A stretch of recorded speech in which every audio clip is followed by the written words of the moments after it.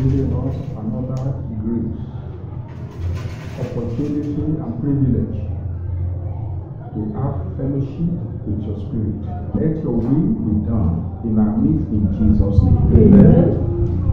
Let those that you have brought us to your presence this morning be realized in Jesus' name. Amen. Thank you for answering prayer. Thank you, Lord. Cover us in the blood of Jesus. In Jesus' name we have prayed. Amen. Praise Jesus. Amen. We thank God for another opportunity He has given us to come before Him this morning. The Lord is building on what He spoke about to us last Sunday. This morning, I'm speaking to you by the grace of God on the message that is titled Sanctified for Unlimited Greatness by Grace. Amen. Amen. Whenever time we come to God, He doesn't want our life to remain the same. He wants us to be moving from glory to glory. He wants us to attain new heights each time we come to Him. He doesn't want our lives to remain the same. He wants all things about us to change for glory. God wants us to reflect and to manifest who He is. Each time we appear before God, He wants to add to our strength. He wants to increase us in all areas of our lives. So it is the will of God for His children from time to time to be moving from a level to another level. This morning, I want us to open our heart unto God. As what I'm going to speak about this morning, we dwell more on teaching the word and not just preaching. I want to open our eyes on what we should do if we are going to attain to that unlimited greatness. And we have heard also last week that greatness is not by power. To be great in life is not by might. To be great in life is not by the much efforts we put in. God can intervene in whatsoever we do. That people around us begin to wonder, how did He do it? Or how has she arrived at this position? Because God just can begin to do some mysterious things that His children also cannot even be able to interpret or understand. To receive from God, there is something that must be paid to receive from God, and that is what? Attention. Attention is the money we pay in church. Attention is the money we pay before the throne of grace to be able to receive the best from Him. So let us give our total attention unto God this morning. Open your Bible to Romans chapter 3, verse 24. Being justified freely by His grace through the redemption that is in Christ Jesus. We can see again what grace has done there. Justified out freely. Justified by His grace. Even our salvation is by grace. Our redemption is by grace. Jesus paid all we needed to pay for our redemption. So everything in the kingdom is by grace. To attain to greatness in any choosing profession, as students in our academics, we must rely and trust in the grace of God. There are people, if they touch anything, it gives fruits. It yields increase, anything whatsoever. And there are some who work very hard and yet they have nothing to show for it. I'm telling you the difference between hard labor and then trusting in the grace of God. God wants us to be very hardworking, but at the same time, we must always put our trust in God for His grace, that whatsoever we lay our hands will prosper. This is what God wants us to understand this morning. And God will give us that grace to be able to trust Him every time of our lives. Amen. Zechariah chapter 3. Zechariah chapter 3. That's our major Bible text. Zechariah chapter 3. I will read here verse 4. It's an opportunity to hear what we are hearing, or to hear what you are hearing. That to win a race, to win a battle is not by just wisdom. That I have all it takes to win battles. No. It is God that can make someone to be victorious.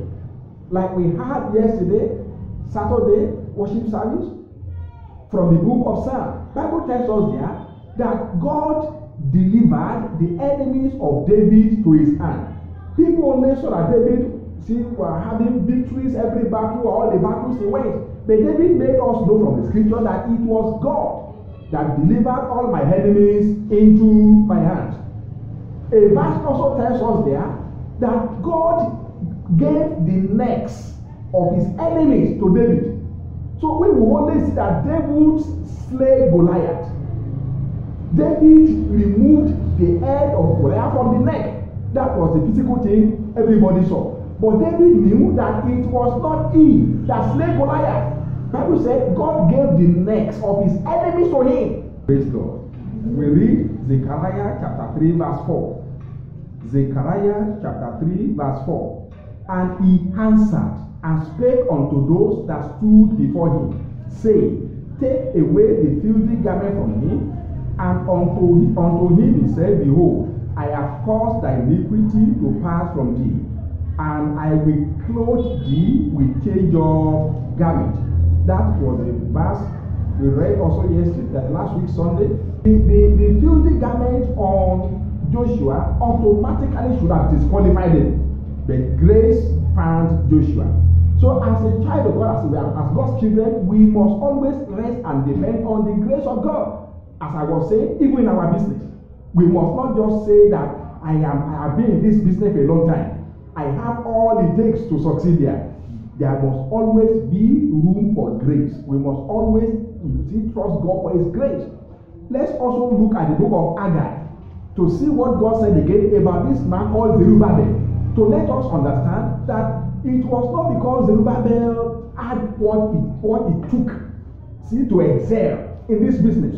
If God does not build the city, the nation, all that watch, they watch in vain. Look at this at Haggai chapter 2 verse 23. The same Zerubbabel. Look at what the Bible says, another book. In that day said the Lord of hosts, I will take thee. Zerubbabel. That means you are not qualified, but I have chosen you. You are the one I will use to bring glory to my name. Will I take the old Zerubbabel, my servant, the son of Shealtiel, said the Lord. That means nobody will do it. Whether you are qualified or you are not qualified. Whether many people are doing the same business with you, it is your business. I will choose to excel it. That's God. There can be other people competing with you. If God has chosen your business, then you have no problem. So God chose Zerubbabel, and Zerubbabel excelled. So to excel in whatever we do, we must always allow the grace to speak for us. We must always depend on God and trust him. For human wisdom will fail. So trust God for his grace. I want us to go to Bible to make us understand that truly God is interested in our greatness. Open your Bible to Genesis chapter 1 verse 28. And God blessed them. And God said unto them, Be fruitful and multiply and replenish the earth and subdue it, and have dominion over the fish of the sea, over the fowl of the air, and over every living thing that moveth upon it. You can see, God is interested in our prosperity. God is interested, in our being, on top, to subdue, to be in charge. He is interested. That was the blessing he gave to us as God's children. So we must trust God for that God means well for us. Amen. Amen. And I want us also to look at the book of Exodus. The book of Exodus. You see, the more the people of God were oppressed, the more they were troubled. If people were tired, if they were over-labored, the people of Egypt here, they didn't want the people of Israel to be bearing children again. So they made them work very hard. I read again the book of Exodus. The book of Exodus. I read the book of Exodus, and let us open our Bible. Chapter 1. I read verse 12. But the more they afflicted them, the more they made the people of Israel work very tight, very, very hard, and they were very tired, so that they would not move to their wives in the night. And they afflicted the people of Israel. The more they afflicted them, the more they multiplied. So the more people you have competitors around you in your business environment, the more the Lord will be interested to multiply your business. The same thing. If God has spoken, that is what we do. God is interested in our multiplicity, in our multiplication. See, the more they troubled the people of Israel, the more they were multiplied. I'm trying to point to you now why you must have confidence in God, why you must trust in God. It was not that people of Israel wanted to multiply, that God, they had been so much trouble. But the more they were bred, the Bible said the more they increased. They had many more children than before. God multiplied them. The word of God was having effect on them. So we also must believe that the word of God will have effect on us. It doesn't matter those who are competing with us in our classroom as students. It doesn't matter those who are competing with our business or businesses. Anywhere we have our businesses, God's word will always come to truth. God has said that He will multiply, and we should trust that. Psalm 105. Psalm 105, I want us to read verse 24. Psalm 105, verse 24. And He increased His people greatly. Not because people work hard. Bible says He increased them. Can you see that? He increased His own people greatly and made them stronger than their enemies. He made their business to be better than all the contemporaries. Verse 24. And He increased His people. Underline that, His people, not His enemies. We can come to church and be God's enemies, sinners. Those who have not been washed in their blood. We can be in church and be God's enemy. He said He increased His own people greatly and made them stronger than their enemies. We find that story in the story of Isaac and the Philistines in the land of Gerar. The people of the Gerar people, they confess with their mouth, Isaac, you are stronger than we are. You are stronger to the extent that they envy Isaac. So it was not because Isaac was a specialist in farming or he was a specialist in sinking well. Because each time they sank a well, they would get water. Whereas the natives, whenever time they sank the well, they would never get water. So they envy Isaac. Isaac, leave us. Go to another place. You are stronger than we are. That was the hand of God on Isaac. Let's trust God for His grace. Let's make sure that God is always involved in whatever we do. That's the book of Psalm 115, verse 14. Psalm 115, verse 14. The Lord shall increase you more and more, you and your children. So it doesn't end on us. It also goes beyond us and then to our children. God will increase. So our unlimited greatness is not by our power. Bible says God will increase us more and more. So we are not going to increase and stop at the point. He said more and more. More and more. Our mind, our faith, our trust, our confidence must be in the ability of God to increase us. Let us trust Him only by grace. Always think, remember, by grace. By grace alone. Open your Bible. Open your Bible to the book of Romans. Romans chapter 3. I read verse 27. Where is boasting then? Can you hear that? Where is what? Boasting. If you become great in your academics, if you become great in your chosen profession, if you become very great in your business, Are you going to say, my power has done it? Bible says, where is your boasting? It is my grace. It is by my grace that we have been able to achieve this. Where is there what your boasting? It is excluded. By what law? Of works? No. But by the law of the faith. So our greatness is not by law. Our greatness is not by work. Bible says by what? Law of faith. Faith in what? The grace of God. I am what I am by the grace of God. See, if we stand in the grace, then our God will open our lives to his power to excel. If Abraham had become great by his hard work, then he should not give glory to God. He should give glory to what? To his strength. He should give glory to his connection.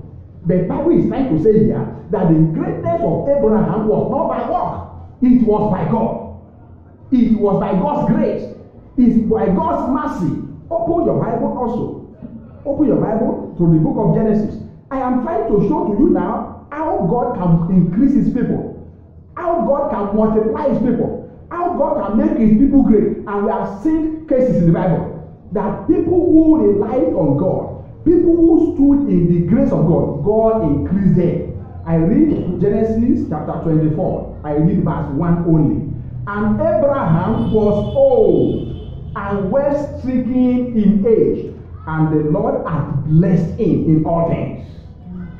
So at the old age, Adam was counting his blessings now, that it is not in vain to walk with God, or it was not in vain for him to walk with God, that it was not in vain for him to believe God, that he believed God and God blessed him. He said at that age he looked back how he walked with God, how he stood in the grace and in the mercy of God, and God's word found fulfillment in his life. So he shared that testimony that at my age I have had all things, or I have all things. I take that again. And Abraham was old and well stricken in age, and the Lord had blessed him in all things. All things. Nothing is left out, or nothing was left out in all things. So when God promises, he will perform. He who has promised is able to fulfill. So let us stand in the grace of God. Let us hope in his word. Let us stand in the grace. God is able to do what he has said. You see? But this morning, we are looking at the message, sanctified for unlimited greatness. But there are few things in us that might not permit us to enjoy what God has promised us. That will not allow the will of God to find fulfillment in our lives. That's why the word says we have to be sanctified. There are some things that can hinder us. They have to be removed. This morning I'm going to speak on only one thing that we must remove out of our life. That is sanctification. We must get rid of that thing, so that if God is going to, I'm talking about sanctification, get rid of sin, getting rid of evil, removing what can be a kind of hindrance to God's blessing. Amen. Amen. So if we are going to increase, there is something we must remove. Through what? Sanctification. There is something we must do. We must allow God to sanctify us, to remove something or some things out of our lives. So all that is required for us to attain to unlimited greatness is what? Sanctification. Open your Bible to Leviticus. Leviticus chapter 20, verse 7. Leviticus, sanctify yourself, therefore, and be ye holy, for I am the Lord your God. I say that again. Sanctify yourself. When we say sanctify, it means remove something from your life. I want to bless you. I want to increase you. I want you to be in grace. But sin and grace can never stand together. Can you be in sin and say grace will abound? No. Sanctify. Get rid. Remove these out of your life. Go to the book of 1 Thessalonians. 1 Thessalonians. I want to also read chapter 5, verse 23. Chapter 5, verse 23. And the very God of peace sanctify you. Only, not half. not partly. Sanctify you wholly. And I pray, God, your whole spirit and soul and body be preserved blameless. If God is going to perform what He has said to us, then there are many things in our life that we must remove. If we want to enter into this church, the door must be open. If the door is closed, nobody can enter. So if God is going to perform His work in us, then we must not close the door. And that is what we must take away from our life. Sin can be that door that can shut God outside your life. Even though we carry great promises, but God might not enter. Because there are some things He expects you and myself to remove from our lives. We have to be sanctified for us to enjoy or to have the unlimited greatness by grace. So sanctification means what? Getting rid of obstacles. God wants to come to you, but something is standing between you and God. So God wants to open your eyes to what you must remove. If you are going to stand in the grace for unlimited greatness, there are what are in between us and God that we must remove so that God can get to us. See? And if God is going to get Himself involved in our life, there is a process for it. God has rules. God has procedures. He does not just engage Himself in any business with anybody, in secular job at the same time, partnership. Before you can say, okay, I am a friend of mine and myself want to engage in a business, we must agree. There are what we are going to write down, the name of the business, how to share the profit, how to bear the loss, everything. If I agree and you agree, then we go into that business. The same thing, God. There are what God will expect from you, for you to do before He can get Himself involved in your business, in your family, in your academics, in all our undertakings. So God has a process, and the first process is getting rid of obstacles. He wants to come to you. He wants to get Himself involved in your business. There could be things that could be hindering God from coming to you. God will tell you, remove these. If you can remove it, what He has promised you, He will do it. So as a child of God or as God's children, you must open your ear this morning, because I'm going to tell you only one thing. You must remove from your life. And that is the door that can shut God outside your life. Only one thing that you must do before you can enjoy God in all you do. I want us to take note of these three things. Number one, write down Zechariah chapter 3, verses 3 to 4. It was Satan himself, not witches now, not wizard, not an herbalist, not human being, that accused Joshua. Satan himself accused Joshua that God, this business, this man must not prosper there. See his life. This academics, this boy must not excel. See his life.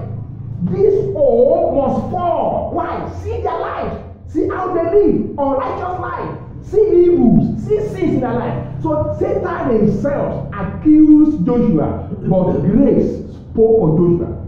And what did God do? The first thing that would be obstacle to Joshua's life, that would have prevented God from getting involved in his business. Joshua was about to start a business, and God must be involved. But Satan had accused him now to make God go away from Joshua. Joshua found grace. And God said, that obstacle, the door that wants to shut me outside, let us remove it. That was God commanded that the filthy garment, the clothes that Joshua put on, to be removed. God cancelled the accusation of Satan against Joshua, and the man was clothed with clean clothes. So God now got involved in that business. So as a child of God, the number one process, if God is going to get involved in anything you do, is you must be cleansed. You must be washed. You must be sanctified. Whatever thing you know you do that is wrong, you must allow God to speak to you. If you continue to offend God and to do what is wrong, God might eventually turn back from you, and that will mean calamity. So as a child of God, think of many other things you do that are wrong, because I'm going to speak on only one thing, but you know some other thing you do. So number one thing God did here for Joshua was the filthy garment was removed from him, and he was clothed with what? Clean garment. That was Zechariah chapter 3, verses 3 to 4. we saw the same thing. Last week I made us understand that God placed Joshua, he put Joshua in the same position with Moses and Elijah. We have no time to begin to discuss that now. And we know who Elijah was. We know who Moses was. They were great people. And even Moses and Elijah, not because they were qualified. They were born by human beings. Human beings, natural human beings like our parents. But God gave them favor. They found grace before God. Elijah and Moses. Moses had the power to turn water to blood. Elijah had the power to shut the heaven. These were great people. So Joshua was ordinary human being like you and myself. And God wanted to put Joshua in that same position with Moses and Elijah. If you look at the book of Acts chapter 7, you will see that Moses himself, who was a great man, Moses who found grace with God to excel in life. Moses also was a magician. Moses practiced talisman. When he was in Egypt, you can see that a filthy man also. And we can see that in the book of Acts. Acts chapter 7. Acts chapter 7. I want us to read verse 22. Acts chapter 7, verse 22. And Moses was learned in all the wisdom of Egyptians. Moses was what? Learned in all the wisdom of the Egyptians. And Moses was mighty in words and in deeds. Moses was what? Mighty. At that time, he was there to meet God. He had not met God. He was mighty by magic. Because he was at that time what? In Egypt. We have heard that he was learned in all the wisdom. What's the wisdom there? Witchcraft. Praise God. That's the wisdom. He was mighty in witchcraft. He was mighty in sorcery. Because that was what they did in Egypt. Egyptians were very good in this aspect. And this was the person that God chose. God cannot use you. He wanted to use Moses. He wanted to engage him in a business. Any business you do, God can get himself involved in it. So just Moses became very great in that business. How? God sanctified him. We know the story. When God called Moses, he saw fire burning, bush not burning, and Moses turned to look and God called him. That was the process of what? Of sanctification. Amen. So, number one process is that a child of God must get rid of obstacles, of hindrance. God wants you to increase in life. But if there are things in your life, God will back out. You have achieved little. Thank you for that. But if God turns back, little that you have achieved, the world can destroy it. Number two, there is no grace without mercy. Joshua enjoyed grace. Moses enjoyed grace. But what gives back to grace is mercy. Can you hear that now? So we must trust God for his mercy. Why was Joshua chosen to build house for God? Why was Moses chosen to lead people of Israel out of Egypt? Moses was unclean, but by mercy, God chose Moses. So also by mercy, God can choose your profession to excel. God can choose your academic to excel. Out of all that are competing with you, you might be the one to be chosen. Number three, to obtain God's mercy for grace, for unlimited greatness, you must get rid. Hear this. I know you know many sins. You know many evils that people commit, though they go to church. But I want to mention one thing that God must remove from your life. You have seen that God removed the unclean garment from Joshua. Can we hear that? Moses also was learned in all the wisdom of the Egyptians. God destroyed the wisdom of the Egyptians in Moses, and God gave to Moses his own wisdom. So the wisdom of the Egyptians that God wants you to destroy this morning, to remove out of your life this morning, I said to obtain mercy from God for unlimited grace, you must get rid of lying from your mouth. You must do what? Get rid of what? Lying. Not only telling lies, but anything that has to do with lie, you have to remove it. Nobody lies and obtain mercy. Church, are we hearing me? Yes. From my own personal study, life and mercy, the two of them have equal weight. Lie is no more than mercy, and mercy is no more than lie. If you choose lie, you can never have mercy. You can't have the two. If you choose mercy, then lie will be far from you, because the two have the same weight. You can't be a liar and enjoy God. Those who lie, they are fraudulent. If you engage in business with them, behind you they will go and change the terms of the business. If they are given checks to go and cash money in the bank, they will add zeros to figures. Lie. You can't be a liar. You can't trade with lie and obtain mercy. If you pray for mercy, you will not obtain it, because no liar can obtain what? Mercy from God. Amen. Amen. Praise ye the Lord. Amen. Open your Bible. Read Psalm. Let us go to Psalm 104. Psalm 104. I want us to read verse 28. I read from here. That thou givest them, they gather. It means our achievement is what God has made possible for us. Whatsoever we are able to gather together, it is what God has given us. I take that again. Psalm 104, verse 28. Whatever you gather, that is what God has given you. That means it's possible to go about and be able to gather nothing, because God has not given unto you. He said, whatsoever God has given, that is what we gather. God opens his hand and he fills our life with his good. Verse 29. But God hides his face, and then they are troubled. Thou takest away their breath, they die and return to the dust. Verse 30. God sent forth his spirit, and they are created. Underline that. God sent forth his what? His spirit, and they are created. That means there are times you engage in a business. If God sends his spirit, if God breathes on your business, you will not understand how that business will multiply. You will not understand.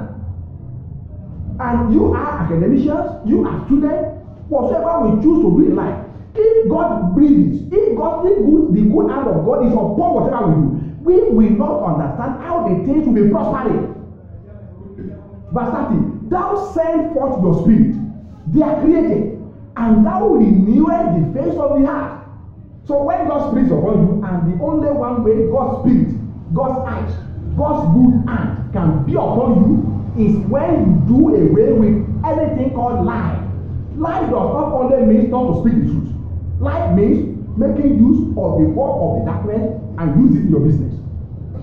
Students who cheat, this time now is not any lie, but what he has done is what has to do with lie. Those who are deceivers, those who pretend. So telling lie is not only speaking what is not true. Actions also. Like I said, go and cash this check in the bank, and on your way you have like 3 zeros. That is deceit. That's lie. You cannot be a liar and obtain mercy. That is what I want you to have this morning. So I'm not going to speak on many things you must remove from your life. I'm speaking on only one thing you must deal with in your life. And what is it? Lie. You can't be a liar and obtain mercy. Go to many mountains and pray for God mercy. Mercy will elude you. Mercy will run away from you. Bible says, surely his goodness and his mercy shall follow me. Liars, mercy cannot follow them. That is scriptures. Open your Bible to the book of Jonah and see that. The book of Jonah, chapter 2, verse 8. They that practice lying, they that observe lying, they that engage in lying, they that put trust in lying. Bible says, vanities forsake their own mercy. I take it again. They that observe lying, vanities. Those who engage in lying, what happens to them? They forsake their own mercy. Amen. So there are two options: lying and mercy. You can't have the two. Jonah chapter 2 verse 8. I take that again and then I round up. We have come to the end of the service. So look at that place as I read, so that from today, if you are going to be sanctified, this is what you must trust God for. That I want to deal with lie in my life. I want to get rid of lie in my life. When I say lie, I mean the shady practices, deceitfulness, being very crafty, being very untrustworthy, engaging in your business, in your academics. You are using lie. Lying is making use of diabolical powers, trusting in wizardry, trusting in sorcery, trusting in witchcraft. These are what lie. They are contrary to the program of God for your life. I take that again. All eyes on the Bible now. Jonah chapter 2 verse 8. They that observe lying vanities forsake their own mercy. That means everybody has a portion of mercy. Mercy is our inheritance. Everybody has it. But as long as you choose lie, what has happened to you? You are forsaking your mercy. They that trust in lying forsake their own mercy. So mercy is a portion. Everybody has a portion of mercy with God. If you choose lie, then forget about it. This is scriptures. And Bible says the scripture cannot be broken. This is Bible. You can go to any mountain. You can go to any prophet. If your life is full of lie, forget about mercy. So choose mercy. Say, I choose mercy. I forsake lie.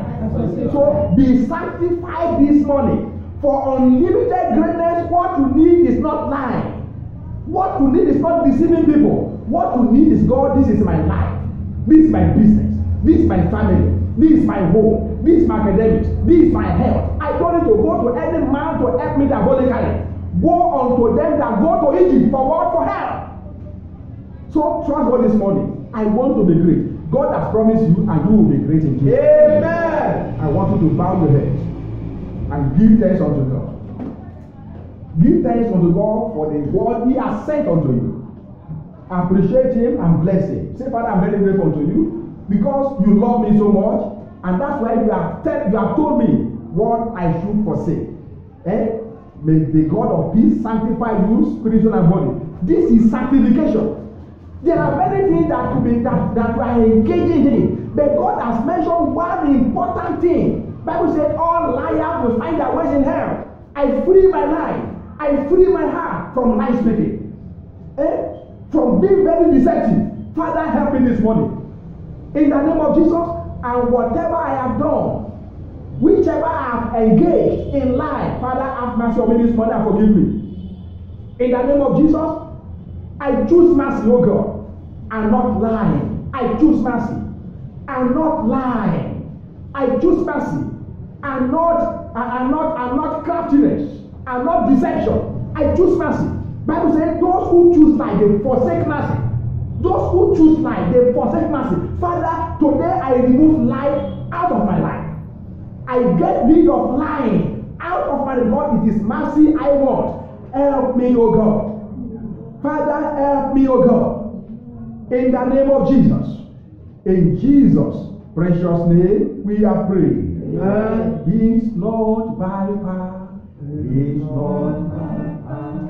It's not by might. It's not by might. By my spirit, yet now, Lord, it's not by power.